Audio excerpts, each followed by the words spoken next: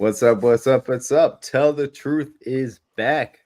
Man, we had an interesting combine, some very interesting Chiefs news come down, man. Since we last talked to you guys, we're excited to be here. We got some interesting things to talk about as free agency is closer and closer, creeping closer and closer. A lot of teams are making cuts around the league, trying to get under that salary cap in preparation for the new year hitting. So obviously, I'm DMAC. We got CJ here, DG here to cover the Chiefs offseason as it continues on. A little bit later on, we'll have our third installment of the Choose Your Own Offseason series, in which CJ will be giving his scenario to keep both Chris Jones and L'Jarius Sneed.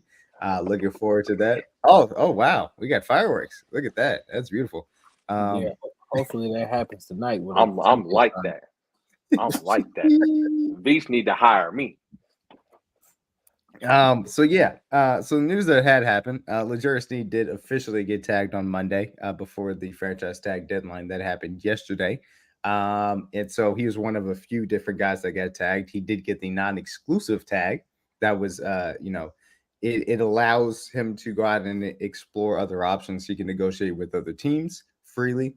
If a team signs him to an offer sheet, then the Chiefs can either match that offer sheet or they can go ahead and decline it and get 2 first-round picks from the other team. No other team will sign him to an offer sheet. I'll tell you guys that right now because they're not going to risk 2 first-round picks. What will happen is L'Jarius Sneed will go out and figure out what his market is, and then from that point forward, they'll be able to negotiate back with the Chiefs to see if it's something that they want to keep him at that number, or they choose to work out a deal with the team that wants to acquire him. So that's kind of where we're at as far as L'Jarius Sneed is concerned. Chris Jones avoids the franchise tag, is going to be set to be a free agent, starting on technically Monday. At noon is when the legal tampering period begins, and he can negotiate freely with any team. And on Wednesday, he could sign an official contract with any team as well. As such, there's a little bit of a hard deadline, at least from my perspective, on when this deal with Chris Jones can get done, possibly to retain him as well. So I'll just throw it to you, CJ and DG. Anything that happened over the past week change your feelings on either one of these guys staying in Kansas City? Man, I'm at a crossroads right now. I don't even know at this point. It kind of seemed like, especially when the Sneed news kind of came out, that there was some optimism that they were gonna kind of go ahead and give that big deal to Chris Jones. But as the days drag on and we get closer and closer to this tampering period deadline, it doesn't seem like it's gonna happen.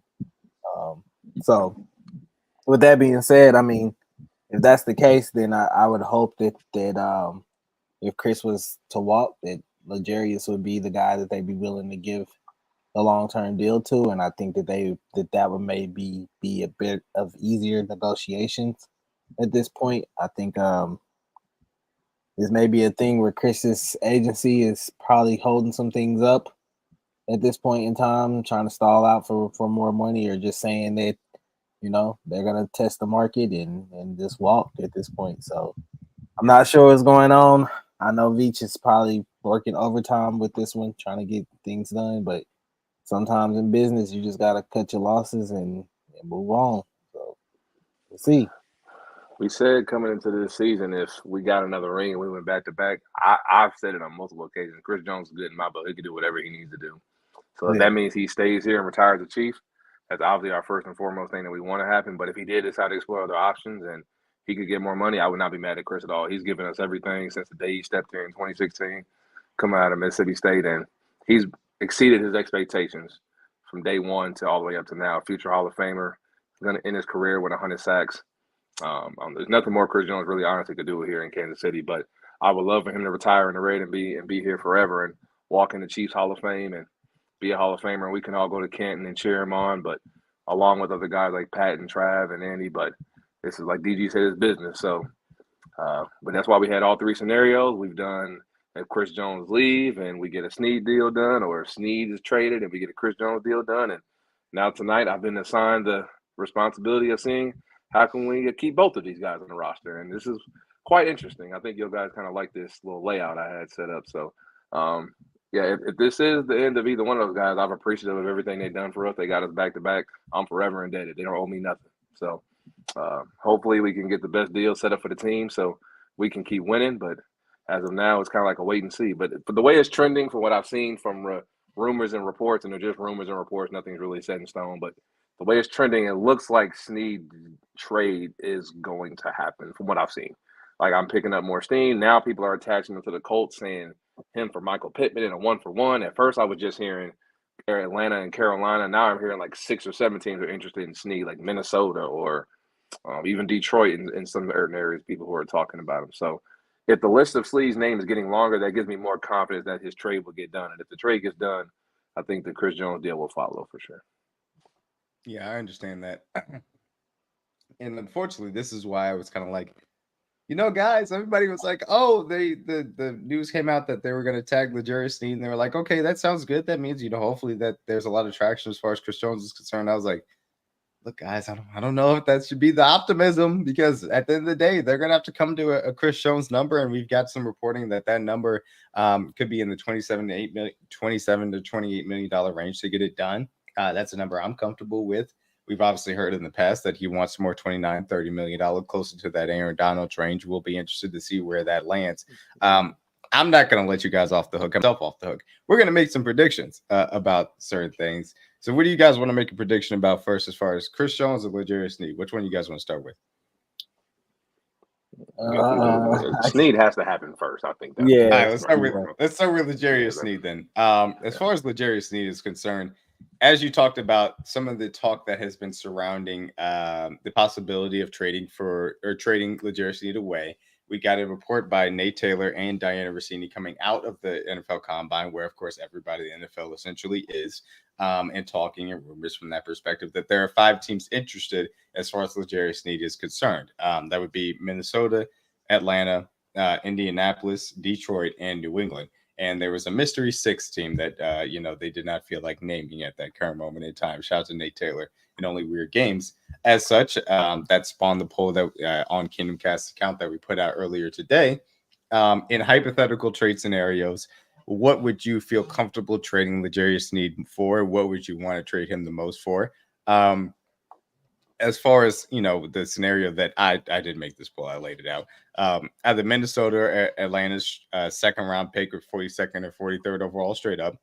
The idea of Michael Pittman Jr., straight up, trade franchise tag for franchise tag player. Wide receiver Michael Pittman, a very good wide receiver, a boundary wide receiver. Shout out to our guy Silu down there. Shout out to Silu.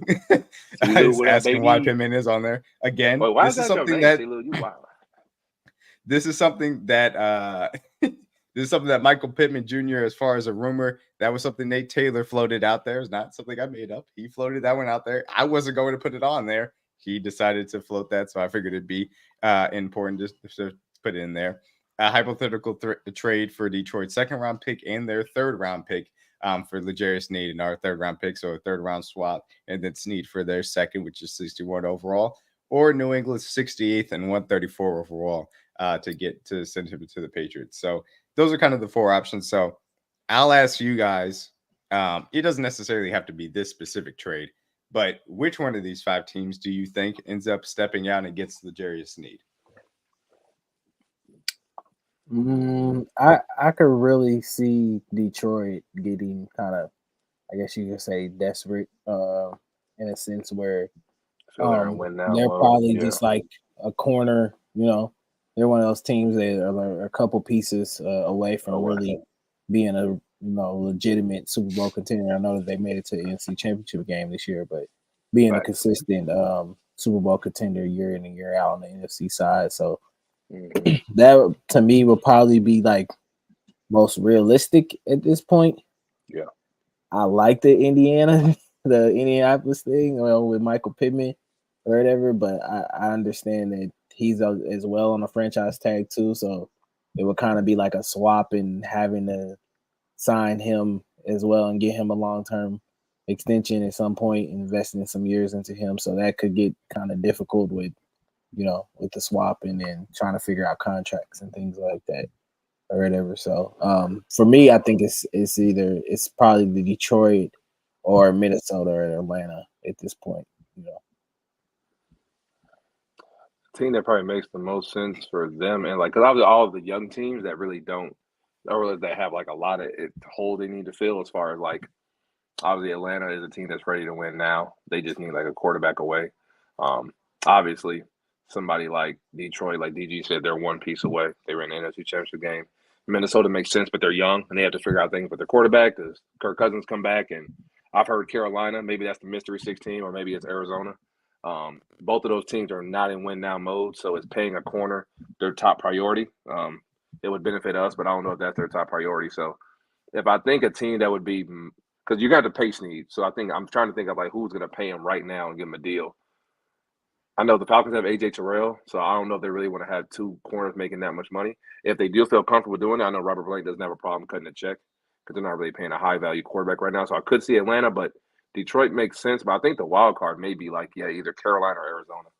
One of the two teams that have the money and that have the value. Now the teams are bad. It's not really going to change their franchise, but they could get the contract done right now because they're not really paying any other high price players in the book. So those two make the most sense. But I think the kind of back end teams that could sneak in and get it done would be like Atlanta or Detroit. But if I had to bet on somebody, I'd probably pick Arizona or Carolina, like the non-playoff teams that can go pay them right now. Yeah, I think that the reality of the situation when you talk about Arizona or Carolina from that perspective, I think that Sneed doesn't necessarily fit the timeline. Like I don't either. Yeah, I think that's the reason why you would take some of those teams out. I think they want to try and kind of develop some of their younger corners from that perspective. But no, it's not, completely out of the realm of possibility. But exactly. I certainly think, Packers certainly could be, a team that comes out of nowhere as well. Again, there was a mystery 6 team. Yeah. There's a mystery 6 team. The Cardinals as well. That's what the Cardinals could be in. Arizona could do. Yeah, there's a mystery 6 team that's out there, and somebody is going to, possibly step up and try and get them. Me personally, if I had to predict, I think that given where the timeline is at, the Lions kind of make the most sense. NFC team, they're the team most likely to be aggressive. I think they're the team that most likely would be willing to move off that second round pick. And you could probably get some extra value out of them in that sense because of their aggression. And I think they are in a position where they really want to trade, and they'll look at L'Jarius Sneed as a blue chip secondary player that they'll need to kind of accelerate where the defensive timeline is at. So I would not be surprised if it does end up going to Detroit, certainly from that perspective. That's the L'Jarius Sneed type of conversation. Again, it all kind of folds into Chris Jones as well. From a timeline perspective, leverage, all of those things do matter as far as when you're actually able to trade L'Jarius Sneed because of what he's currently taking up as far as cap space is concerned. It'll be very interesting to see, especially with some of the DBs that are flowing out there on the free agency market who ends up coming and calling for L'Jarius Sneed, none of which, in my personal opinion, could touch what L'Jarius Sneed brings to the table. But that, of course, is a different conversation. So that's the conversation as far as L'Jarius Sneed. The prediction that I have for Chris Jones is very simple. Yes or no, does Chris Jones sign an extension before the legal tampering period on Monday, in your opinion? No. I don't. At this point, I don't think before Monday. I hope so, but if I had to bet money, I'd probably say no. I don't have much faith in it right now. Yeah. Not with his representation. Yes, of course. Everybody's favorite brothers, just behind the Mario brothers. And just ahead of the Menendez brothers. I think that the issue that you have is that Chris Jones is a few days away from finding out just how valuable he is. And that has to be an incredibly alluring thing to turn down. And so for as much as the pull is to come back here and try and win that third ring, it might be very difficult to convince him to come to the negotiating table before that ends up happening. And so from my perspective, if I was a betting man, I'd also bet against it. And I'll also say, because I think that when he gets to the market, that somebody's going to pay him a whole lot of money to come in and be that difference-making type of guy, I think that ultimately he does take the money and he goes elsewhere. As such, then that kind of leaves the Chiefs in an interesting point where you're kind of like, okay, well, Chris Jones just signed over there for a whole lot of money. We were talking about trading L'Jarius Sneed. So do we pivot and pay L'Jarius Sneed, or do we still trade L'Jarius Sneed in that case? I mean, that's kind of where they're looking at. And it could end up being where you keep L'Jarius Sneed and try and extend him. That's certainly a scenario that I played out. And in that scenario, a guy that I felt like was probably going to end up hitting free agency because they weren't going to be able to tag him in Miami. Christian Wilkins is, in fact, going to be a free agent. That could be a guy that you can look to pivot to and try and get him, because I think he can give you probably 85% of the player that Chris Jones is. He's going to be a step back from your that level of pass rusher, certainly, but he's still a very good pass rusher and an excellent run defender. And he's the guy that I think you can come in and at least put a 3-tech to continue moving forward as far as your defense line is concerned. In addition to obviously draft, I would say investments that you're going to have to do. I mean, it's a good question. Can't really I be would, mad, Manny. Honestly, bro, he's done everything. I mean, I wouldn't be mad at can you ask him. for him?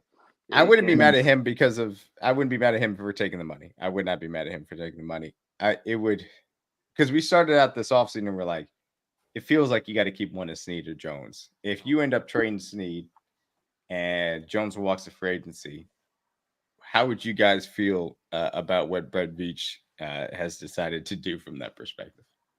I mean, that's why you have the options that we've said. Like every scenario, you have to have a pivot, right? Whether it be D tackle, you go to Wilkins, receiver, you may be a little more aggressive if you can get the picks back that you want in the Snead trade. So maybe you can move up and go get that O tackle we want, and maybe be a little more frugal to spend in free agency. So there's a lot of different avenues you can go to. That's why I say in every scenario we've thought of, you got to have different things you can think of. Don't be so fixated on one player, because, like you said, there could be.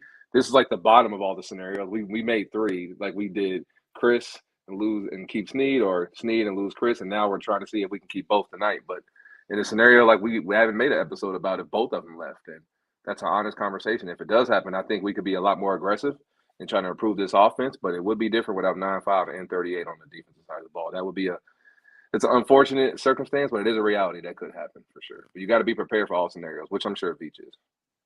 Yeah, from a fan perspective, it's tough, just because it feels like you kind of losing a brother in the sense, like kind of the same way when Tyreek left out of here. But you got to know that in this business, it's tough decisions that have to be made. You can't get attached to players emotionally sometimes, just because these guys play at the highest level, and when they do things right, when they play the game the right way, they deserve to be paid the right way, And for Chris, I understand. You got a family to take care of. You got things you want to do in your life, or whatever goals you want to accomplish. And I know that contract like that could help, you accomplish things even after football. So we know football is not forever.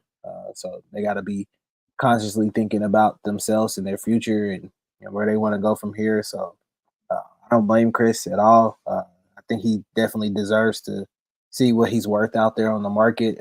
We all know if he hits the market, what he's going to get from some team or whatever. But I would just, hope that he would find it in his heart or somewhere to be willing to kind of maybe bend a little bit and be willing to stay in a winning culture and play here and not necessarily chase the dollars. But I can't blame him for that if that's what he wants to do. Yeah, I mean, the reality of the situation is it'll be tough. But I said it, I think a year and a half ago now. I mean, you're in a situation in which at the time the Chiefs had, multiple Super Bowls, but now you're officially a dynasty. This is the era of Chiefs football with your quarterback making the money he is. You're going to have to say bye to some of this homegrown talent. You're just going to. And it's a testament to the great structure that you have in place from a coaching staff and a GM perspective that you're going to be able to say goodbye to those players and still be able to replace them. But you are going to have to say goodbye to some guys that are going to hurt. We all have kind of accepted that Willie Ye is going to be one of those guys. I think there's a chance down the line that Trey Smith is going to be one of those guys as well. So the reality of the situation is, there are some guys that you're going to love, and they're going to have to go. And unfortunately, Chris Jones may end up being one of those guys we're a few days from finding out if he certainly is. I'm holding out hope that he does end up signing an extension beforehand, and we'll see what ends up getting done, certainly from that perspective. So for Jones and Sneed and their deadlines, let's talk a little bit about the other big thing that happened over the last week. That would be the NFL Combine, in which a bunch of the top prospects and certainly a positions of need, but all positions got to show a bit of their athletic testing, interview with specific teams, and get some health evaluations done as well. So let's just talk about specifically from a testing standpoint. I mean, I'll give you guys a second to think about it, but from an offensive side of the ball, any position, a guy that you think, as far as premium picks, day one and day two, and then also kind of a later round guy that you think kind of really impressed you. I'll say from a day one or a day two kind of perspective, a guy that I thought had a quietly a very good combine. Um, I thought that it was really under the radar, but Jalen McMillan had a very nice combine, in my personal opinion. I think that he's probably a little bit more of a day two guy. Well, I wouldn't say a little bit more of a day two guy, but he's certainly more of a day two guy. But the reality of the situation is I think he could be sneaking into that third round. And I think that would be a really nice place to pick him based on how the rest of the offseason goes. If you take a wide receiver round one, et cetera, et cetera. But he had great metrics as far as his testing was concerned. He looks smooth. I think that he's a guy that can really play the boundary as well. He could be an X wide receiver. Obviously got hurt last season at Washington, and that allowed Polk and kind of and obviously Rome to take more of the shine. But I think he's a guy that surely can develop into a really good wide receiver in the league. So he's a guy that I thought impressed me from that perspective. And also say from a later round guy, Anthony Gold from Morgan State. I mean, I thought he had a solid combine as well. He's a guy that I've talked about a little bit from a wide receiver standpoint that I've been interested in. And the other guy I'll continue to talk about him is Kamani Vidal, running back from Troy, man. He came to the combine, performed well, tested well. I like what I saw on tape. I like what I saw in the Senior Bowl. I would be very happy to take him as far as the day three is concerned, where I think that we should be taking up running back, certainly, because you just need that type of depth in the room. So anything else from you guys' perspective? Well, I should say not anything else, but from you guys' perspective, an early round guy, a late round guy that impressed you on the offensive side of the ball, first and foremost? Probably Jermaine Burton out of Alabama. Very consistent. It didn't really get a lot of shine or a lot of talk because there was literally everybody ran fast on Saturday, so it felt like really nobody really outside of Keon Coleman. And Keon Coleman really ran what we expected him to run, like 4.5, 4.6. But Jermaine was very solid, ran like 4.4. He jumped well, had good splits, good cone drill, good shuttle. So he was very solid and didn't really get talked about a lot. I wouldn't mind adding him as well for a day two receiver. Another receiver that probably did well for me, Ricky Pearsall. He ran way faster than I thought he was going to do. Him and Ladd McConkey. I know we make fun of them because they're vanilla, but they both ran way faster than I thought they were going to run. So both of them boys ran 4.4, 4.3. So, and like obviously they both have their skill sets as obviously being reliable, good hands, and being secure, work in the middle of the field, which we know where football is won. Both of those guys ran extremely well. So I think Ricky Pearsall and Jermaine Burton both made themselves a lot of money from their point. Late round guy would probably be, I'll probably say either Theo Johnson, the tight end of Penn State. I think he ran really well. Him and Jaheim Bell. I think him and Jaheim Bell both had good days. Both guys that I would like, and I'm a little biased because I love tight ends, but I would like us to add one of them. And it's probably more likely to be Theo because Veach has a thing for, and Andy more so has a thing for tall tight ends. But I know Jaheim Bell's a little on the shorter side, and he's not really short, but he's like 6'3". So I think if like usually Veach only signs guys who like 6'4" and up. So usually, but no, I think there's him, and obviously I like obviously like I'm biased toward JT Sanders. Like me and DG have talked about this since day one. I have no problem taking JT Sanders on day two in the second round. None at all. I think he would come in and immediately be a great impact on this offense. Now for us, you could get some good tight ends on day two that could do some of the exact same things, but I'm a little biased. I just love JT's game. I love his film and his athleticism. I think he ran well. So I think he caught the ball extremely well in the gauntlet drills and the routes in this air routes on air as well. So those are probably some of the guys I like the most. And at running back, nobody too crazy. I mean, Bucky did well. I would like to add him for sure. He had a solid combine. I know his RAS score wasn't that good because he's short, obviously, and that was going to hurt him always. But I think he can come in and do a lot of the exact same things that we asked of Jet McKinnon. Obviously, I think somebody may reach for him, but I know we've talked about a lot of guys as far as running backs and like guys like Cody Schrader or Blake Watson. Me and DG have mocked him. So there's a lot of good running backs you can get on day three, but those are some of the guys that I've liked the most if I had to pick somebody up. Yeah. Hey, I'm just saying, AJ, he was fast. Yeah, I would say the guy probably who. Well, let me start out first by saying. Let me explain. Shout out. We specifically did not take either one of those guys because we knew you were going to. So shout out to all my Texas guys, man. All my Texas dogs, man. I felt like Texas really stole the combine. this weekend. There was a lot of talk about Tavondre Sweat, Byron Murphy, Adonai Mitchell, of course, Xavier Worthy broke the combine 40 record. So, shout out to all those. And then I feel like a lot of our kind of lower tier guys, Christian Jones, I feel like he had a solid combine. Keelan Robinson was another guy who kind of flashed there. I think a lot of people are probably going to sleep on, probably going to be a UDFA guy or whatever. And then another guy that I like that I know a lot of people probably won't even end up drafting or thinking about drafting would be a Ryan Watts, a guy who I feel like can play corner and safety, probably more safety in the league.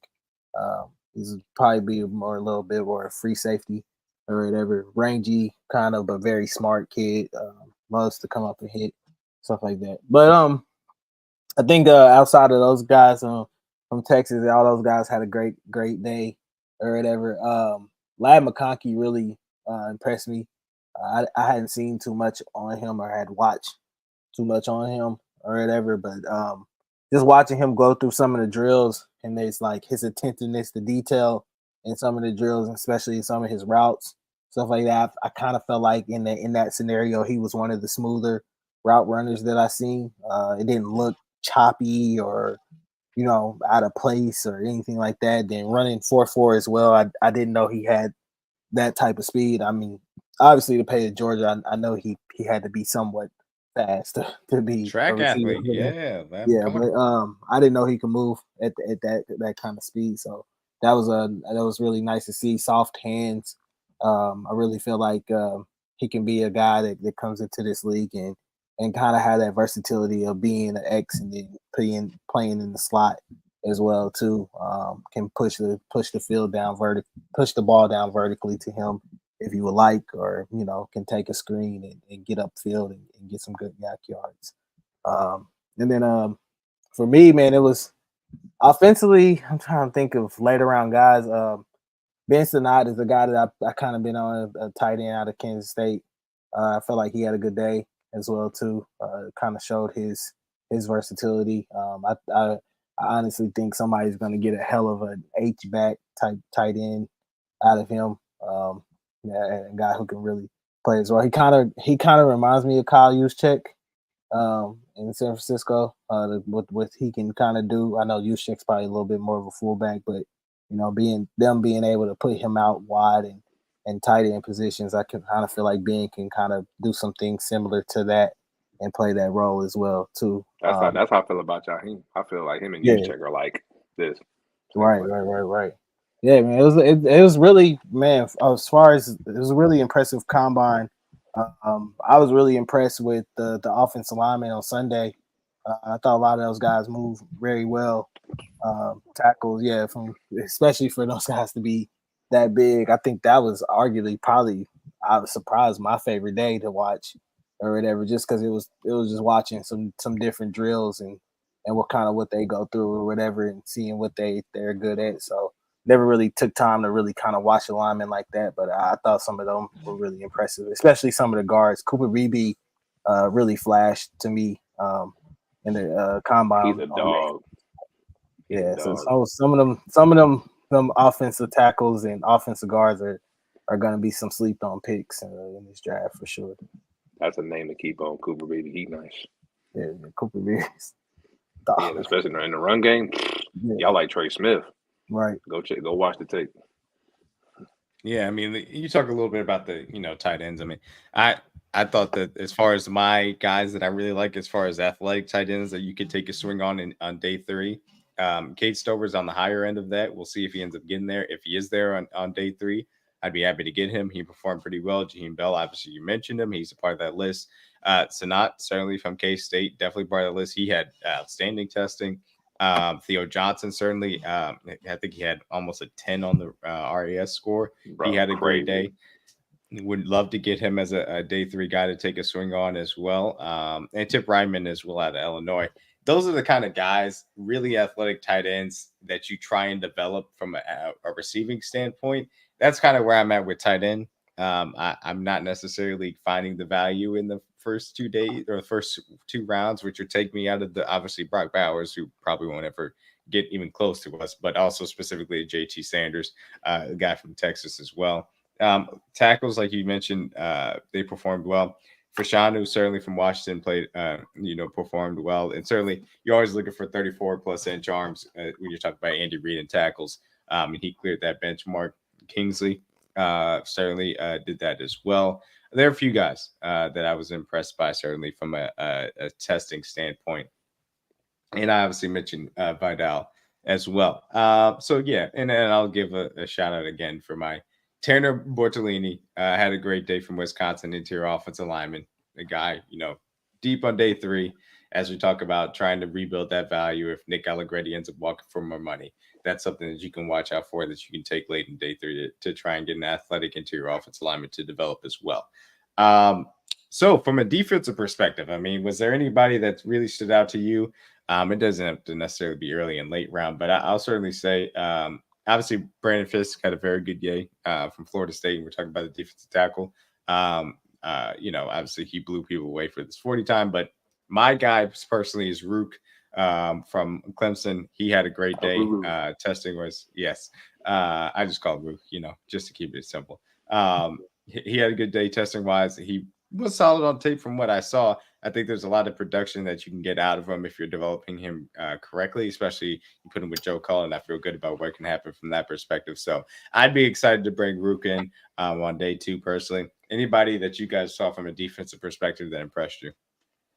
Cam Hart out of Notre Dame. Yeah, I was he's been one of my favorite DBs the whole time. He did great as far as the W drill. He broke on everything cleanly, ran well, tested well, has the body type that we like. He's like 6'2", 6'3", so he fits the mold of if we wanted to bring in another big corner to keep that 4 cornerback rotation we had. If we do happen to trade Sneed and get that extra value back, I have no problem taking Cam Hart day 2 as far as 2nd or 3rd round. I've been doing some mocks. He's kind of ranging from that range, like 2 to 3.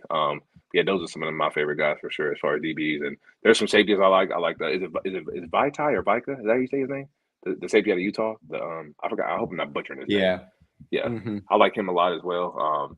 There's another guy I don't want to give out his name. He's in my mock. We'll get that to later in my next segment. But there's a lot of guys that I think perform well. But I'll let you guys look at my mock later so you can guys see how I did. So, but no, I like a lot of guys as far as defense, especially if we have to move on from Chris or Sneed, or God forbid both. But there's a lot. I think we can get a lot of that. This is a great class to build depth, like we've done over the years. I think we've done a great job of hitting on guys. So I think Veach does really well if you give him 6 or more picks. And right now it's trending towards us having on the 8 or 9 side. So I think we could get a lot of guys to build that depth back if we happen to lose Chris and Sneed.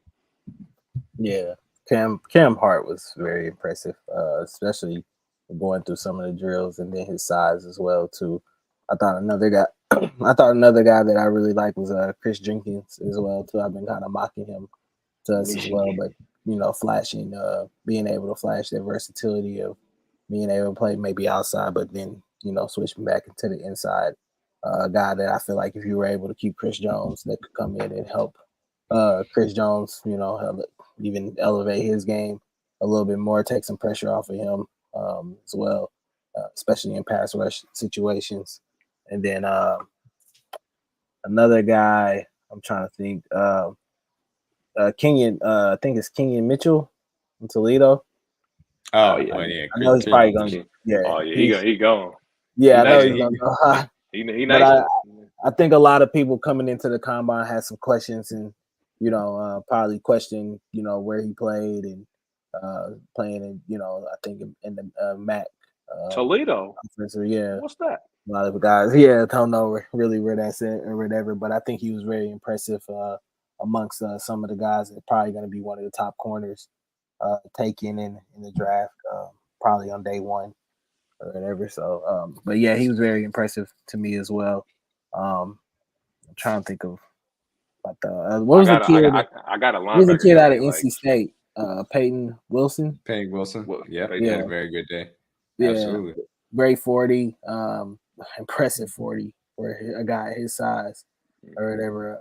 I wouldn't mind reaching them just if he was there maybe day 3 or something like that, taking a swing on him and bringing his athleticism in here to help this linebacking core elevate, especially if you maybe end up losing a guy like Drew Tranquil as well too into free agency. So we'll see. But yeah, defensively, a lot of guys were impressive this week. Facts. Yeah. I'll say, yeah, we'll talk about Leonard Taylor here in a second. I'll also mention two guys that I personally was impressed by. A guy that I've talked about for a second now, Robert Taylor Demerson, out of Texas Tech. I think that if you're talking about kind of replacing what you saw from Mike Edwards this season as kind of more of that back end ball hogging type of guy that can really play make. He's the type of guy that has that level of range, in my opinion, to go sideline to sideline, can play you a little bit of center field. I really like his smarts. He can play in the slot as well. So that's a guy that I was looking out for from a testing perspective. He tested really well. And certainly so, that's a guy to continue to keep my eye on. That would be a really interesting Red Beach Day 3 DB investment. Rabbit Taylor Demerson. It's Rabbit's not his first name, it's his nickname, but still. And a guy that we've heard a lot about, Max Felton, also had a very good day from Rutgers. And then also a guy I really like, Bernardo Green from Florida State. It really more of a classic boundary corner. You're talking about trying to replace kind of what Jerry Sneed brought to the table. He's a guy that's long, tall, has the athleticism. I think that Spags would be very, very excited to develop him alongside what you already have in the secondary. And I'm sure Dave Mayer would be happy to get his hands on Bernardo Green from Florida State. Look, Leonard Taylor, I understand it. I wouldn't take him necessarily in the second round. I think that's too rich. I think in the third round, for the flashes that we've seen from Leonard Taylor, I'd be perfectly fine with. I understand other people's, hesitancy. It was very inconsistent on tape. I will not, make any bones about it. But there is a reason why people were projecting him as a first round coming into this season, and that's because that dude, can ball. He shows those flashes, and they're very impressive. He's got to get more consistent with them. I would not be afraid to do so. I would not rely on him to step in day one and be a productive player. I want to make that very clear. But I'd be happy to develop him. And if that means taking him to the third round, I'd be cool with that from that perspective. So, yeah, that's a pretty good thing. So yeah, those are my general thoughts on the combine. I mean, it's not the end all be all. And I'll give an example of this. What you saw from Xavier Worthy at the 40, if you watch this tape, should not be surprising. And if you watch this tape and you're comparing him to John Wash or John Ross and other guys like that, then you didn't watch his tape. I promise you that, because he does a whole hell of a lot more than John Ross ever did. He has the ability to run short and intermediate routes. His ball tracking ability deep is impressive. What you saw in the 40 only confirmed what you saw in the game tape, as far as I'm concerned. And from a testing perspective, what you saw from a guy on the opposite end of the spectrum, as far as Keon Coleman, only running a 4.6, and I say only, but he plays much faster than that on tape, and that's why when you saw him do the actual shuttle drill, not the shuttle drill, the gauntlet drill, where they're running down the line and they're catching the ball back and forth, he had one of the highest GPS times, is because he's comfortable doing those things. He can do that on a consistent basis. He's comfortable catching the ball, moving very quickly. So, it's the combine testing is really more of confirming some things that you see on tape, or making you take a second look at the tape. It's not going to tell you all you need to know about a player. But that's just my spiel as far as Keon Coleman and Xavier Worthy are concerned. Both guys that I would be very happy taking at 32. That's just me personally. But today we are not talking about what I would be happy taking at 32. We're here to talk about what CJ would be doing with the offseason in our Choose Your Own Offseason Part 3. This scenario is laid out after I went with the keep L'Jarius Sneed and let Chris Jones walk scenario, and DG went last week, I should say, with the keep Chris Jones and allow L'Jarius Sneed to leave scenario. We'll be moving forward here with CJ's scenario to keep both of these guys. So CJ, walk us through it, man. You want to start with the draft first, or you want to start with the financial part first? They gonna hate the financial part, so I guess we could rip the Band-Aid off first. I guess we can do that. Okay, we'll start with the financial part first. They ain't gonna like this one. They kind of gonna like it. Okay, let's go. Walk us through the moves, man. I did some obvious moves that would help us gain some cap space to bring the two big dogs back, because I was assigned to see how we would bring Chris and Sneed back. So first things first, we did some restructuring. As we know, if we restructure Pat, that would save us a lot of money. I think exactly be like 45. So that would give us a lot of cap space. I restructured him, Joe Tooney, and I know people may not like this one, but I restructured Jawan Taylor. I know he's not the best right tackle that we've asked for, but he's young. We could lock him in. He's only going to get better, I think, the longer he's here. I trust nobody to develop linemen better than Coach Andy Heck. So I was thinking of all the moves we would make. I have no problem restructuring his deal and extending him to give us more cap space. So I restructured just those 3 players alone. That's it. And I think that would give us a lot more flexibility to sign more free agents. The only free agent I did assign on this mock alone, I added Josh Reynolds, a receiver we've talked about a lot on the timeline, somebody that would come in immediately, play X, could fill the MVS role, go down the field. He could be on here on a 1-year or 2-year deal. He would be extremely cheap. Spotrac has his value around like $7 million, but I know he just played in Detroit for 3. So I think we could find a happy median around 5. So I think that would be anything around that area that Beach decides to do will be a good number for me. I know it sucks. Y'all going to hate me, but I cut Justin Reed. I don't hate Justin Reed personally. I hope he don't block me. I hope he really doesn't see this. No, he's just 200 people in here. He probably gonna see this shit. Dang it. Justin, I love you, bro. Like, it ain't nothing personal. This is just a hypothetical. This ain't real, dog. Don't hate me. Your shirts are fire, by the way. But it's just you told me to bring back Sneed and Chris, so somebody money got to help me do it. So there were a lot of other guys I'm thinking of moving, but we just said how deep this draft class is as far as safety and corner, and obviously we expect Jamari Conner to take a big jump. I know Brian Cook's recovering from the ankle injury, so I expect him to come back and be healthy.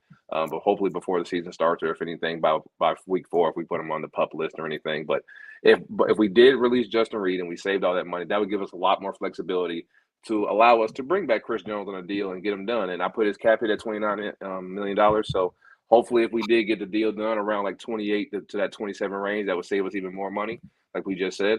But anything around that 27 or anything under 30 would help us have enough cap space to bring back Chris Jones. So that's everything in-house as far as us. And the one free agent I was able to bring back was a Drew Tranquil deal. Hopefully we could do something like 2 years, maybe like 3 M's per, maybe 4, something in that area. That's my range for him. I think of all the free agents that I want to bring back, he's the most valuable one to me, besides like the top ones being Sneed on the tag and bringing back Chris Jones on an extension.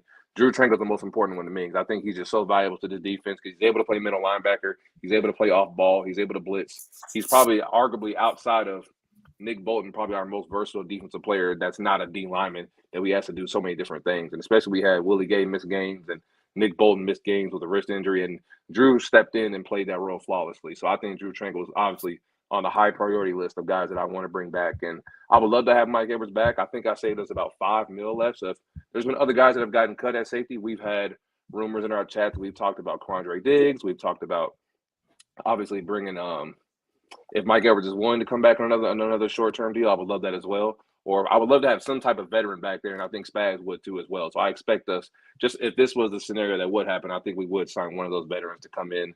I know people hate Jordan Poyer, but he can play. And even if it was like a 1 or 2 year deal, there's some options out there for veteran safety that we could bring in, like a Mike Edwards for a 1 year or a 2 year deal that could come in right away, know the system, know how to play in big moments, and be ready to help this defense in a big time way. So yeah, those are some of my free agency moves. I don't know what y'all think. I'll let y'all rip me, call me stupid. I'm not Veach. He can hire me if he wants to. I'll do a job. I don't care. I'll type. I'm really good at typing, so emails and stuff like that. But no, I think I did a pretty good job. I know it's kind of hard to try to explain how to get these 2 guys back, but I think that was the best way scenario without cutting too much fat off the roster. There were some other guys I thought about cutting, but I think Justin Reed, just because I think we can find guys that can give us the same production, same type of play from Justin, but at a cheaper rate. So that's the only guy that I think we'll probably disagree on. Well, D-Mac gonna love it. I know he hates him. So. Yeah. I don't hate hate Justin Reed. Oh, he hates Justin Reed. I extended Justin Reed in my scenario, but no, look at. I think it's fine. So was Josh Reynolds the only outside free agent that you ended up bringing in? Obviously, you mentioned bringing in a veteran safety to end up replacing what Justin Reed brought to the table. Was that the only other guy, or who else did you bring in? There were some options, and I think this was like the debate: do we want to do Mooney? Do we want to do Hollywood Brown? All those guys, and I'm kind of just thinking about the money. It just depends. Like how much do you want to pay Mooney? How much do you want to pay a Gabe Davis or a Hollywood Brown? I'm fine with any of them, but as far as like the money that makes sense, I think for what this offense needs and what it does, I don't love Josh Reynolds, but I don't hate him. I love him because of the value. talent-wise, I would rather sign, like you said, a Hollywood Brown or a Mooney. But I think most realistic two options, the top two that are probably going to happen, would either be Mooney or Josh. The dream scenario would be to sign Hollywood Brown, but I think just depends how much money we'd be able to save when we restructure guys and how much we would save. But it gave me about I paid Josh. What was it, about 5? That's what I gave Josh. Yeah, so we had about another 5 left. So how much do you think we can get Hollywood Brown for? That would be the realistic option as far as everyday binoculars, man. Zoom in, people. Yeah, there's a lot of names. I got. I had to put some detail. I had to put some detail. I got you. Thanks. I got you on the. Yeah, I mean, look, Chris Jones being back for 29 million ish a year, and certainly with Jared Sneed being retained on the tag, getting that under the cap is going to be difficult. But if you're able to restructure Mahomes and Tooney and also Juwan Taylor, and I think it would be more so extending Justin Reed than releasing him. But I certainly understand it from the standpoint of you need that money, so I can't blame you by any means on that standpoint. So. I mean, given the scenario that you pretty much did what we expected. You went out and retained those guys, did not make any really significant moves outside of bringing in Josh Reynolds, and that limits what you can do cap wise. And really, you have to fill in, maybe some back end holes as far as running back or tight end, kind of through the draft, and see what you can do from a tackle perspective as well. So, ultimately speaking, at least, you are able to retain your cornerstone pieces from the defensive side of the ball. So I'm not going to complain if this defense is still intact moving forward into next year. And we just have to go into the draft and kind of fill some of those other holes outside of bringing in a veteran like Josh Reynolds. DG. Yeah, the only thing I disagree with is the Justin Reed thing. I don't hate Justin. I love Justin. No, I know you don't. I know you don't hate him. I mean, I get it as far as the money aspect of it. But to me, I think it would make a lot more sense if they went ahead and just went with the extension route. But if that's the decision that they have to make, then business is business, or whatever. You got to do what you got to do. But I think they would probably, hopefully, be more inclined to extending him and probably putting 2 years on that deal or whatever, just bringing him back. Especially, it's hard. I know a lot of people say we can get other guys to probably do what he can do, and I get that or whatever, but it's hard to kind of replace that leadership and that camaraderie that he's already built, plus knowing the system as far as Spags, system and things of that nature. I feel like he played a lot better in the role that he was able to play this year and kind of grasp a little bit better knowledge of that playbook this year. So, but yeah, man, I can't disagree with any of it. I'm just glad we're not sitting here talking about Gabe Davis. I know Ross wanted me to sign him, so I know. Josh Reynolds, I wouldn't be mad about. He's had some. I know people. The last time we seen him was in the NC Championship game. He had a couple bad drops or whatever. He caught the ball on us. No, yeah, but I still feel like he can come in and be a productive guy. I like his size. I think he can play that X role that we kind of need at this point. But yeah, man, I like everything that you pretty much did. Keeping Drew is for me is a key for them this year. Hopefully they can make that happen. Hopefully they'll be able to get the restructure done of Juwan, and he's willing to do that. Kind of keep some other guys here as well too. So with Pat, I know Kyle said something about Pat's money as far as the saving. If we took more of his, yeah. Based off this website, this is what they allowed me to do. Now I could have taken more out, and that would help us extend Justin, which I have no problem doing. But I just kind of did a very simple model, kind of kept it simple for the viewers, and I didn't want to make it too complicated. So I just kind of did the exact number that they generated within the comp calculator. So I just took the money they extended us to, giving us that 45, and I'll be extending Joe Tooney and Juwan, and the money of releasing Justin Reed kind of made sense. Like, okay, if we honestly did want to go after Hollywood Brown, we could. And if we had to overpay in some areas, maybe dip into that escrow, maybe some liquid money you have to pay out of cash to pay certain guys, maybe to keep us under the cap to help us and keep the guys on the roster. I have no problem dipping into it to a safe when we have to and go get Hollywood Brown at all. I love him in this offense. He could play Z. He could play in the slot right now. He can play multiple spots, and Obviously, he's a veteran, been in the league a long time. He's ran plenty of routes. He's been in big moments as well. Obviously, being in Baltimore, and then obviously went to Arizona to try to revamp his career. So I think he can come immediately and give us great impact. But yeah, I want to get this out as a record. I'm not on the Gabe Davis train. I'm just telling y'all, if you see a Gabe Davis alert come across your phone, just know that CJ told you. I don't love Gabe Davis, but I'm telling you right now, that is somebody that I could see Veach signing. And I'm not advocating he should, but if we did get him for a deal and it's like under 10 M's or maybe 10 at max, that makes complete sense for what this offense can do. He's younger, he can run, he can catch everything over the top, he can run a post, run a 9, and take the top off the coverage and let Rasheed be the great receiver he is and flourish into his role as we expect him to do. And then after we took Gabe Davis, maybe we could be a little less aggressive at receiver on the draft there. Maybe we do get it. And the draft is kind of like you can't really tell what's going to happen until you see how it falls. Like me and D-Mac was talking about X.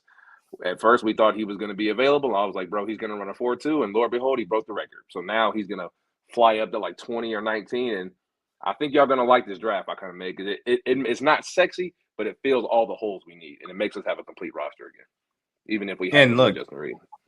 And look, a guy flying up the draft board means that another guy may end up falling down the draft board. Exactly. Speaking, we've talked about this in the past, but look, when you're sitting at 32, you obviously are going to have to wait for certain guys. But I think, and of course, we'll get into a little bit of people making fun of my tweet and later on in the show.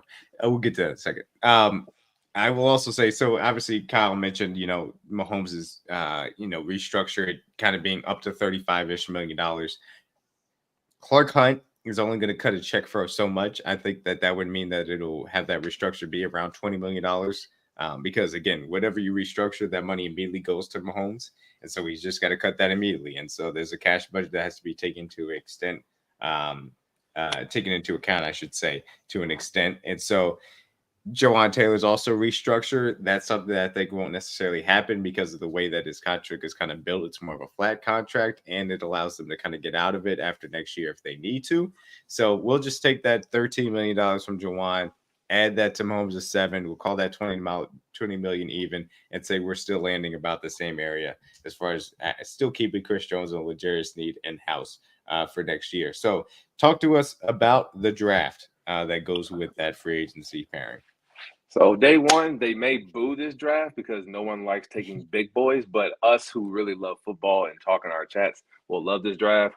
Obviously, we've talked about all year that Kingsley may not be there at 32, but after the way the receivers performed, as most of us and me and D-Mac expected, the receiver will fly up the board, being A.D. Mitchell, being Keon Coleman, being Xavier Worthy, which will make someone forced to fall down to 32. And I did a couple of mocks, and this happened 2 or 3 times because it wasn't like a one-off. Kingsley from BYU, the tackle that we think could be our eventual starting left tackle, fell to us at 32. I think this would be an amazing pick for us. He can come in and be a day one starter, somebody that Andy Heck would love to get his hands on, a guy that's physical. He gets a lot of comparable measurables to Penei Sewell out of Detroit, who they also drafted out of Oregon as well. So I think he's a great. He's also Penei's cousin. Family, like soul ties. So you can't blame that either. So he immediately can come in day one. Obviously, he has the pedigree, like D-Mac said. He's been in, obviously, systems where he's had to pass pro a lot. Obviously, he needs a little work. Could have quicker feet at times, but overall, his punch and his inside hand are some of the strongest I've seen in the draft this year. So I love Kingsley at 32. And obviously, everybody's favorite D tackle, since what we saw when he was running this past weekend, Brandon Fisk out of Florida State, a guy that can come in and be explosive off the ball, can make Chris Jones' job a lot easier. I know DG and D-Mac talked about him in our previous segment. He could easily come in and be an impact starter day one for us. We've needed to build that depth at D tackle next to Chris Jones. I think that would be a perfect move. So I know everyone's going to be upset. CJ, you didn't take a receiver in the first 2 rounds. I know it's not sexy, but this would fill the holes of what we need. Those 2 guys would be on our roster, in my opinion, for the next 10 years. And if you fix those holes, fixing receiver is much easier to do in the later rounds because we've all been saying there's like 10 receivers in this draft. And this goes to my next player, Jermaine Burton out of Alabama. I think he had a very solid day of the draft. Not crazy, not flashy, but very solid. A guy I think that could come in and learn Z. A guy that can play the slide if need be and take the top off the coverage because he has that long speed to do so. So I would not mind him at all in this room. And obviously that goes to my next pick, being Jaheim Bell. I think he could come in and be that move tight end, be that H-back that DG mentioned in our draft segment. I think he can come in. Obviously, we've been kind of wanting somebody on 3rd and short or 4th and short to kind of be that fullback, H-back type to kind of just give like a clear-out block for Pacheco. And I know we haven't really had a fullback since, Sherm? That was our last one. So we would like to have somebody in that role Burton as well. Yeah, Burton as well. So we haven't had a fullback or anybody of that body type in a while. So I would love to have Jaheim Bell. I like Noah Gray. Noah Gray's a dog, but they don't really ask Noah Gray to really do too many wham balls like that. And you don't want to, because if he gets hurt, who's our number 2 tight end? So you can't really overextend him in certain areas. But he is able to do so in emergency situations. But I think bringing in Jaheim Bell, we could clearly have our 3 tight end package that we had when we had Jody Fortson last year. We were able to be very explosive down the field. Jaheim Bell can run. He obviously has great hands. Somebody that can be used in a multiple of ways. I love him mainly because he gives me, like I told DG, he gives me Kyle Juszczyk vibes. A guy that can play H-back. He can play wing tight end. He'll put his hand in the dirt if you need to. I could put him in the slot. He's just a very athletic guy. And if you watch a lot of Florida State, they even did jet sweeps with him at times. He's not Brock Bowers fast, but he has enough athleticism to get around the corner, get around the edge, and make plays. So bringing in Jaheim Bell, giving us that traditional 13 set we had, because Blake Bell just didn't really give us enough juice because he's not really an athlete to run down the field. That would give us everything we wanted. And we were the best team in the league at running 13 personnel and being explosive out of that personnel as well. So Elijah Jones was another corner that I liked, mainly because of his length. A guy that I think that we like longer corners, a guy that's really physical that could use his hands. Obviously, he needs a little work. And I think having him come in, David Merritt and Coach Spags would definitely coach him up. There's some other corners I like more, but I think just in this round, he probably had the most upside as far as like his length and his size. He fits the profile of what Veach would get. And then obviously there's some safety. Dominic Hampton, I was actually wanting to get D-Mac's opinion on him because I like his tape a lot. I watched it. I think he's a guy that's definitely better at coverage than he is tackling. Not the best tackler, but obviously we had some of the best tackling DBs last year, and I give Coach Merritt a lot of that credit for like honing in on that in training camp. So I think he could be a guy that could come in, and obviously if Brian Cook doesn't start the season, maybe Chamari could come in and play more in the box just until Brian Cook gets back, and then maybe we could revert back to the way it was and Chamari playing deep third. And it's also based off what veteran we signed, but I think he could be a guy that can come in and develop for safety as well. This is one of my favorite linebackers, sleeper, Jordan. I'm gonna butcher his name. McGee. Had a very high RAS score, could run. Obviously, I would like to have a more athletic linebacker in there, somebody that has some speed since we're losing Willie Gay. Leo Chenal is not the best athlete. He's very versatile, but not speed-wise. So I think McGee could come in and give us that speed that we had with Willie Gay and somebody that could develop, obviously, behind Cam Jones and Jack and trying to give us that depth for that 4th and 5th linebacker spot. And then everybody's favorite running back, Cody Schrader. And I was like, he's on the board. We had to take him. I mean, it made too much sense. We need an explosive running back, somebody that can play on third down, somebody who can catch the ball. He was a leading rusher in the SEC. Very underrated year this year. I don't think enough people talked about how good Cody Schrader was this year across college football, not just major college football. He had an amazing season. So yeah, I think I tried to fill all of our holes for our team while giving us depth in multiple positions, so we have more flexibility. So what do you guys think? You love it, hate it? I'm not Veach. I try to be. I know DG said nobody wants Veach's job. I like to work with him. I don't necessarily want a job, but I'll be in the building if he needs me. So. Nah, I'll say. No, go ahead. I love it. I love every bit of it. I like the fact that the tackle position could be solidified. And also, I feel like it brings in another guy to kind of compete with Wanye to push him, maybe to elevate his game as well too. But then in the sense, if it doesn't work out, it gives you some depth at least. I love Braden Fisk, what he was able to show at the combine, how he moves. So I think that would. I'm all for trying to help Chris get somebody next to him that is really can impact the game and kind of be somebody that teams have to look at to game plan around or whatever. And the Jermaine Burton pick, I would not be impartial to that at all. I've seen that kid be a really good deep threat at Alabama, go get the ball down the field. And I also I like his size as well too. At being able to play, the Z and the slot. Or I feel like he would be a bigger slot type of guy, but they could still, push some teams down the field and threaten them deep. So I love every part of it. Cody Schrader, definitely somebody I would love for us to have on this team, just being, from Mizzou as well, but also explosive back that could catch out of the backfield is something we definitely need. So I think you hit, man. I would I would be happy if this was how Veach went about business on draft day. Yeah, I mean, I'll say I'm trying to say this in the the best way possible. I would not be taking Jaheim Bell at that point. Like, I feel like I would pick a little bit more of a more inline tight end that can give me a little bit more of that, because I think he's more of a split out guy. That was a selfish pick. I love Jaheim, but that's what that was. I know you do. That's why I'm not trying to like kill the pick by any means. But look, but I'll Theo Johnson was available there too, so I could have taken him too. Right, I would prefer Theo Johnson, but again, you're on the right track though, as far as these athletic tight ends that we should be taking a swing on day 3. As far as the first 3 picks, I'm good with it. If you feel like Kingsley can step in day 1 and be your left tackle of the future, we'll get into my tweet later on. I'm perfectly good with that from that perspective. Troy Fanu from Washington, another guy that I think could be at 32. That'd be cool with just taking straight up be your left tackle of the future. Roll with him. That's cool. Brandon Fisk obviously had a very good day at the combine. If he's there at 64, or if it's a guy like Rook, or if it's a guy like Chris Jenkins that you take in round 2 to supplement your defensive line, certainly makes a lot of sense. I'm cool with that. And you get to 95, and you're talking about guys like Jermaine Burton, a guy at Alabama that I think is a little bit underrated, has the ability to stretch the field deep. A guy like Jalen McMillan, who I talked about from Washington, is an underrated guy in this class, in my opinion. Can play outside. He was literally the pick right before Jermaine. It was Jalen, so I wanted Jalen. And the third guy I put in that group is Brandon Rice from USC. I think he has the ability, a little bit more of the physical type necessarily than the field stretcher, but can still threaten that deep third. I think has a good, kind of skill set, I should say. It's not the flashiest thing, and I'll ask you a question at the end of this. But I understand the thought process there. And if you're securing those first 2 picks that make a lot of sense, I'm cool with landing one of those 3 at 95 and moving forward from that standpoint to kind of more complement Rashee Rice and keeping Rashee Rice on the inside and continuing to move forward from that perspective as well. I'll say I like Dominique Hampton, certainly from Washington. Has range on the back end, certainly tested very well. I think he's a very good DB that you can bring in and develop, certainly. And he's kind of, again, in that kind of Mike Edwards role where you try to develop him from that perspective as well. Certainly like Cody Schrader. Ricky was available. Okay. Ricky was available. The thing about Ricky is this. I like Ricky.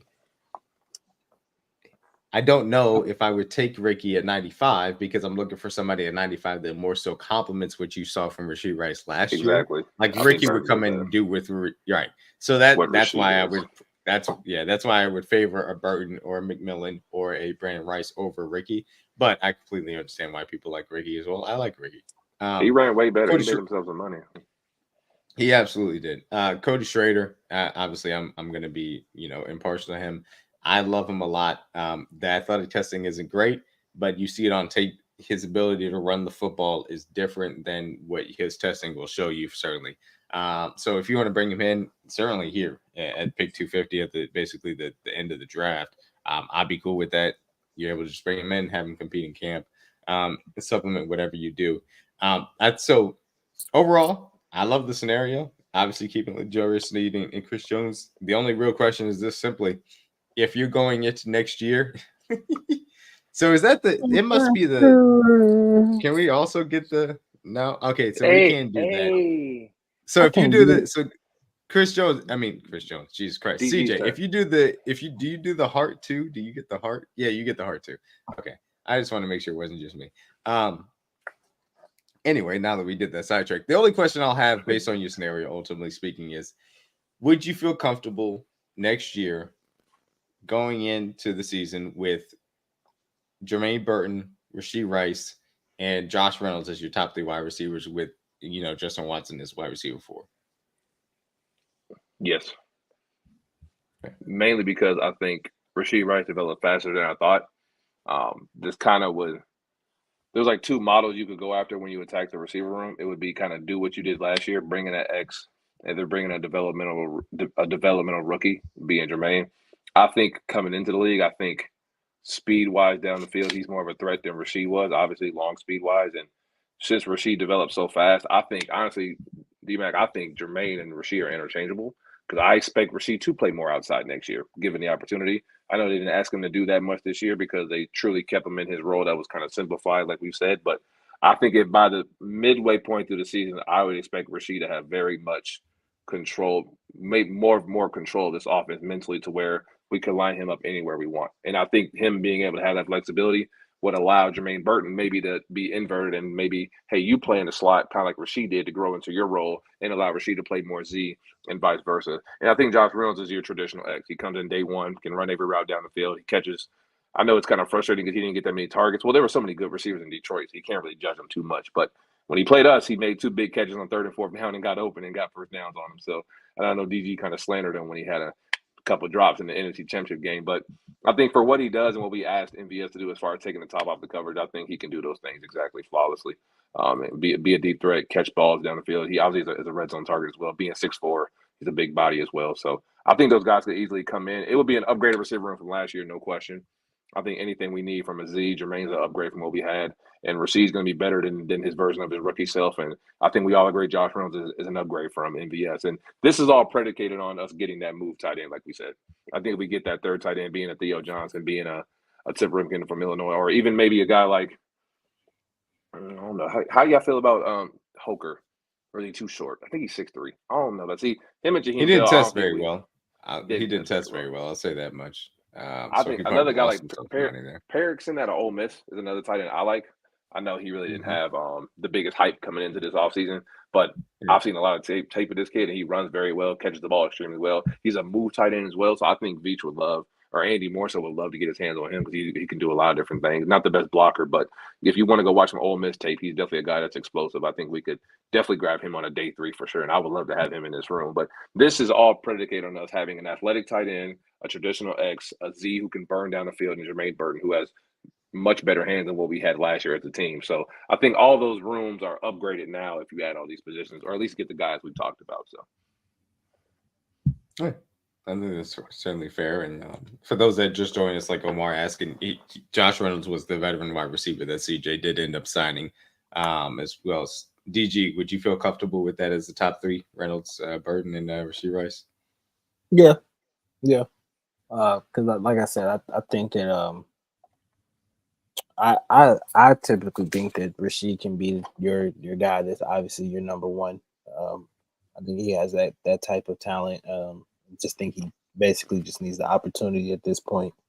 Like bringing in Josh Reynolds, another guy who's got some size. I feel like can kind of play that X role if you need him to be. And then Jermaine Burton is a guy I feel like you can kind of be versatile with, moving him from the Z to the slot, but also giving you that speed over the top that threatens defenses down the field. So I think it'd be perfect, especially now that Justin Watson is clearly going to be number 4 behind those 3 guys or whatever. So I think it makes for a good receiving room.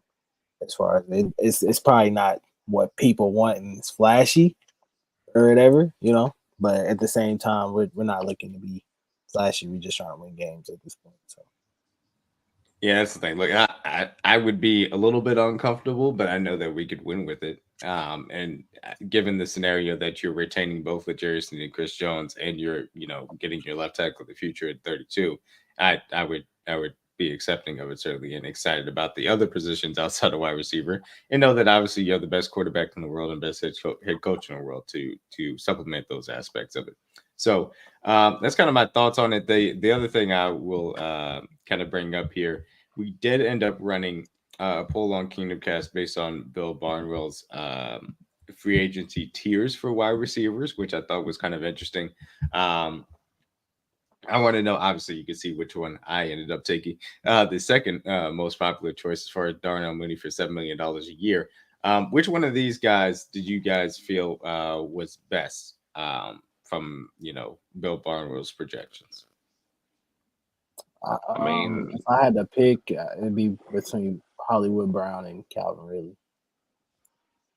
The best case scenario is definitely Calvin Ridley, but I think most realistic scenario is definitely either Hollywood or Darnell Mooney. And if it's between those two, they'll probably pick Mooney because he's cheaper. That's just how this team has been operating in that position. But if it's up to me, I'm signing Calvin Ridley, no question. For 15 mil, yes, absolutely. I would do that, no question. Mm-hmm. Yeah. Mooney, I wouldn't. You don't. It just doesn't move the needle for me. Yeah. If I had to rank them, it would go Calvin Ridley, Hollywood, Mooney, then Gabe Davis. That's how I would rank them. Edward's trying to sneak on the stream by hitting up the group. Don't let him in here, please. Yeah. B-Rad asked, about us needing to tackle. Again, it's not necessarily something where we just want to throw Wanye Morris out, but if you have a guy that you feel like can step in day one left tackle and shore up that position, you kind of do it. It's a no-brainer from that perspective. At And least in don't my forget, mind. B-Rad, Kingsley can play both sides. So there's nothing more valuable, in my opinion, as an old lineman, as a guy who can play both sides of the ball. So Protect you the ask franchise, man. any The franchise tackle that is can do that. important. Absolutely. Protect You Pat don't at win all no costs, Super bro. Bowls without the franchise, dog. And when I mean Absolutely. franchise, I know who I'm talking about. And we could always take a receiver at the second pick. Like Fisk wasn't my first option. There were some mocks where I have another mock. I'll post it on my timeline so y'all could kind of debate. I'll actually put this mock and my other one next to each other so you can kind of see which one you like. I traded back in the one that D-Mac just posted on here because I was trying to get more value because we've done a great job of like, hey, we add more players, we're more likely to hit on more of the players than miss. So that's why I said in that scenario. But if we were able to spend a second round pick and we want to get Lad McConkey there, if he's still available, I highly doubt it after the way these guys ran. This is kind of based off the scenario if I think the receivers are going to get jumped up and people are going to reach for them. And if they are going to reach for them and the tackle falls to us, then you take the tackle or the D tackle every time just because they're premium positions that you need help with right now. But if the receiver you like falls to you, yeah, that's why I said you come into the scenario with multiple boards. So I'll post the other mock that I did, Brad, and you can kind of debate and see which one you like better. But I know people don't like to talk about left tackle because it's not sexy. I actually posted a poll too on my page, but I don't know if D-Mac can pull it up. But Yeah, people really think like a receiver is more valuable than a tackle. I love great receiver play as much as anyone. I'm an offensive guy, but a left tackle is outside of the quarterback the number one most important position on your football team. It's not even close. Like DG said, protect Pat at all costs. If I can get a left tackle that can turn into a starter, I'm not thinking twice about that at all. As much as I love this receiver class, I'm taking Kingsley every single time. Yeah, and that kind of just goes into it. What we both were talking about here is which one you take it 32 either the day one starting left tackle or one of the wide receivers listed above. And like when you have guys like Xavier Worthy running the 40 time, breaking the 40 record, AD Mitchell running the 40 that he ran, Lad McConkey impressing guys, Ricky Pearsall. Obviously, the performance by Brian Thomas Jr., who at his size and the 40 that he was able to run, incredibly impressive. When those guys perform like that, that means that they're going to get pushed up the draft boards, and that could mean more wide receivers taken. But that also could mean more left tackles brought down into 32. And the reality situation is, I actually do agree with you, Brad or B-Rad. I think that they did take him so that he could be a starter, but that's also kind of what they usually do. They like to go into the draft with all of their holes generally filled, quote unquote. And I think that's what they're trying to aim to do right now. Like, I think where they're trying to hit is securing Chris Jones, trading L'Jarius Sneed for extra assets so that they go into the draft and saying, okay, if we have to start today at left tackle, and they may actually add a veteran, a guy like Tyron Smith or a guy like Josh Jones, a guy from Texas, or the Texans, I should say, in the free agency as well. And a veteran wide or a veteran running back here or a veteran tight end there, an extra safety here there, retaining Drew Tranquil, so that you don't have necessarily holes anywhere, but you have places that you want to attack. And you go into the draft and saying, hey, these premium positions of wide receiver, defensive tackle, and offensive tackle are still things that we are high up on our priority list, but none of them are necessarily holes to where if the season started tomorrow, we're dead. And if you're able to secure all of those things, then from that perspective, you roll into the draft and have the ability to go over where you feel the value is at. And so if the wide receivers fall, then you have the ability to go out and get one of them.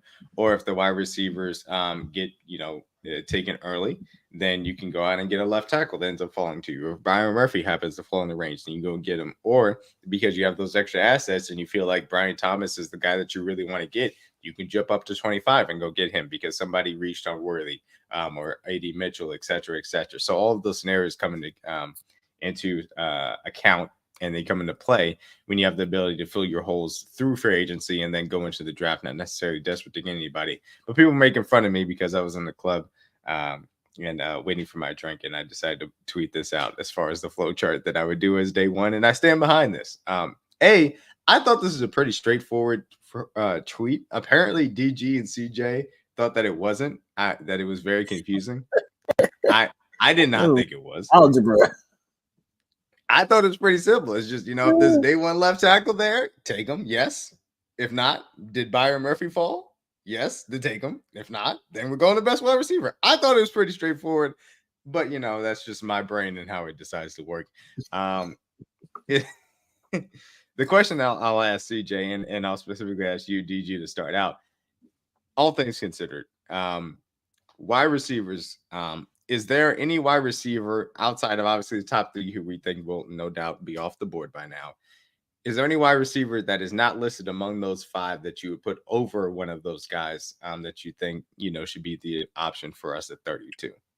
Brian Thompson, Keon, Worthy Lad, and Eddie Mitchell. Not really, because I think for the most part, I think those are the guys that may be available when you pick. I really could see somebody probably reaching on Worthy, like we said, in the mid-20s, somewhere just based off that 40 time.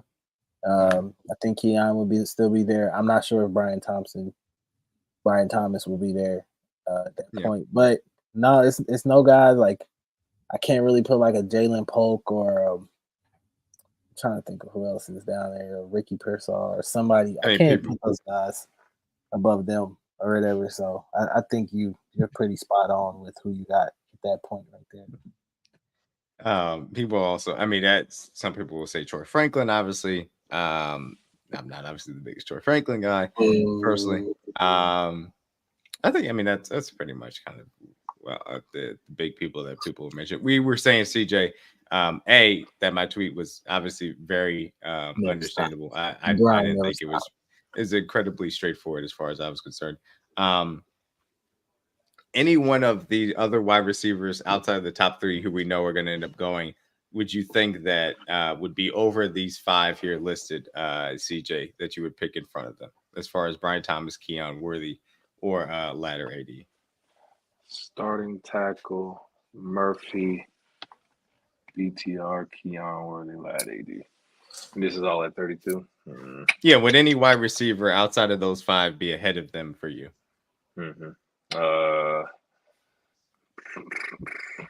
I would debate Brian Thomas. That'd be the only one. That'd be the only receiver I would debate. Anybody else, I'll be cool and passing on. If it ain't Brian Thomas, I'm not taking none of the other receivers. Not over a day starting one left tackle. And Byron Murphy really fell to 32. Y'all love Chris Jones now. Let Chris Jones play next to Byron Murphy. Yeah, if it ain't BTR, he'd be the only receiver I would take. So yeah, for me, it still goes left tackle. I could debate Brian Thomas over Byron Murphy, but Chris Jones ain't getting no younger, and I love how deep this receiver class is. If we're able to get Brian Murphy, bro, that would be so scary. Spags would have the time of his life scheming up stuff with those two boys playing next to each other. And we got Charles Omenihu coming back. My goodness. We talk about NASCAR. Yeah. Boy, if FAU ever developed into the guy we think he could be, imagine a package of FAU, Georgia edge, and you got Chris and Byron Murphy on third down, or Chris and Charles on third down, or whatever you want to mix and match. It's be a sight to see, boy. Be a sight to see. Yeah, just run a 5-man front. I don't care. Hey, we can do run under front. Run a 5-man front.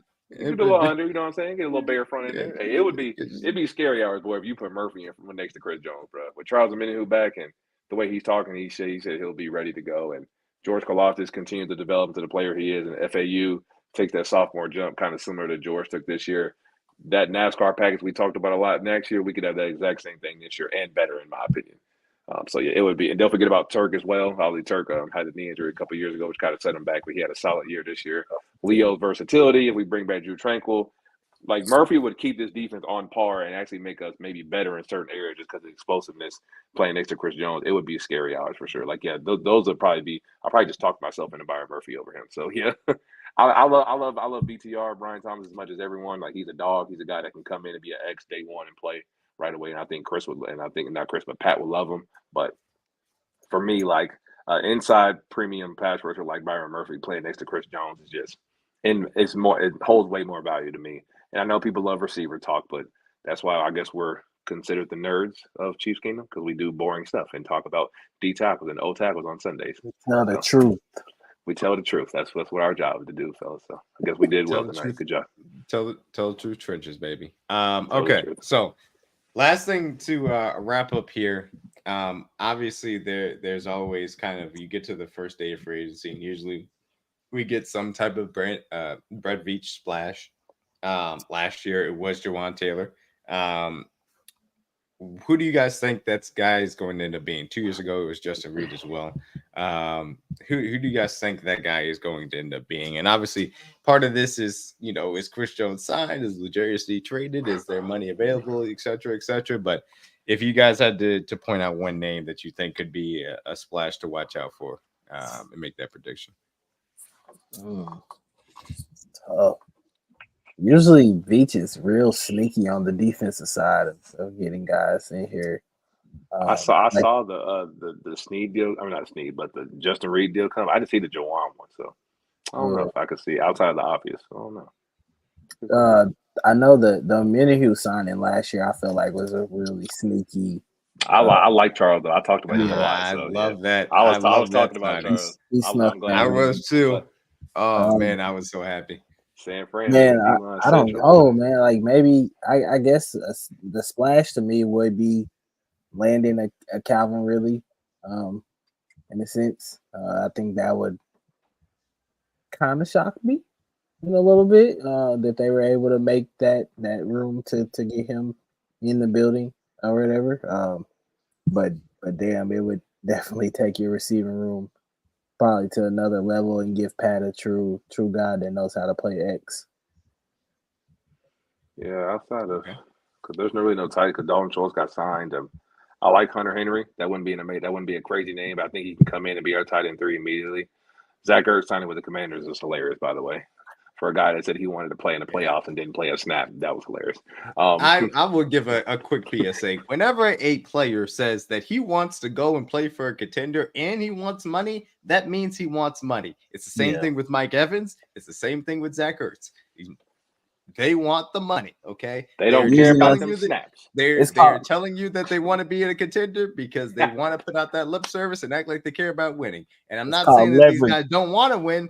I'm just saying that they really want to get paid first and foremost, which they should, but they don't care about winning more than they do care about that money. I'm gonna give a little bit of rant. Their prerogative. Let me give a little bit of rant too. I want people who get released in the middle of the season. Stop using the Chiefs as leverage. Stop why saying we gotta be the leverage. Stop saying, "Oh yeah, I might sign with Chiefs." You never know. Like stop. Why we gotta be the leverage? You're not coming here. You're not trying to take less to win or whatever. You're not trying to get no ring. So just exactly. Be honest. Tell the truth. You want the money. Go ahead and be rich. No, the only guy I really could see us that would be like I like Quandre Diggs. I know other people may not like him, but I think he can come in and replace that Mike Edwards role. If we decided to bring him in on a cheaper deal, I would love to. Another Texas guy as well. Yeah. So he can come in and we have a good history with Texas safeties now. We do, man. We had a couple in a row. So. Longhorns.